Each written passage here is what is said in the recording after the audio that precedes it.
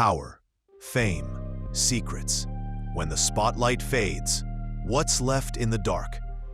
This is the story of Sean "Didi" Combs, music mogul, billionaire, and now a convicted man. He was acquitted of sex trafficking, but convicted on charges tied to prostitution. What really happened? And why do so many believe this is just the tip of something much darker? Sean Combs built an empire. From Bad Boy Records to Ciroc Vodka, he turned street smarts into superstardom. He launched legends, ruled hip-hop, and shaped pop culture for nearly 3 decades. But behind the luxury, the parties, and the success, rumors whispered about abuse, control, manipulation, until one day, the whispers turned into charges.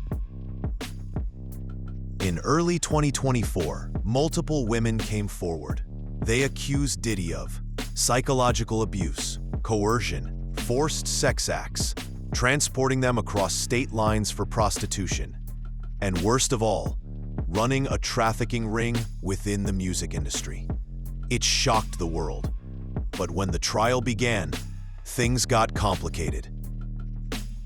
On June 30th, 2025, the court delivered its verdict: not guilty of sex trafficking and racketeering, guilty of transportation for prostitution. One charge for each of 2 women, Cassie and an unnamed Jane Doe. Diddy faces up to 20 years in prison, but experts say he may serve 4 to 6 years due to the nature of the charges. The court denied bail, citing past violent behavior and a risk to public safety. But what if the story runs deeper? Throughout the trial, one strange detail kept resurfacing in testimonies. Something small, seemingly harmless: baby oil. It appeared in multiple accounts, used not casually, but consistently. Women described its presence in specific rooms, during specific moments, as if it was part of something bigger. Some say the parties weren't just wild. They were staged, meticulously arranged, rooms lit in red, cameras hidden, phones locked away. One woman spoke of a massive dining table with a strange symbol burned into the wood. Another recalled a night where no one spoke English, but they all followed instructions as if rehearsed. It felt like a show, she said, but I didn't know who the audience was. Others describe a pattern, not just power games, but rituals, private performances, initiation-like behavior, and always the baby oil. None of this was proven in court.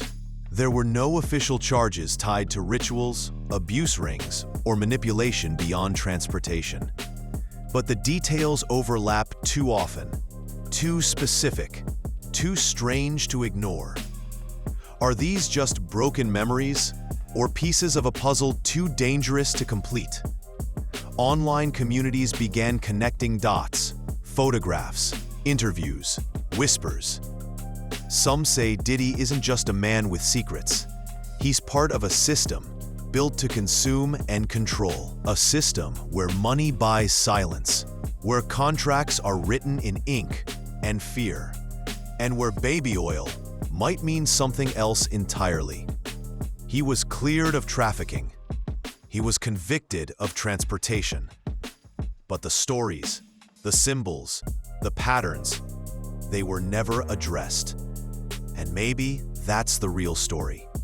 Not the courtrooms, not the charges, but the silence between the headlines.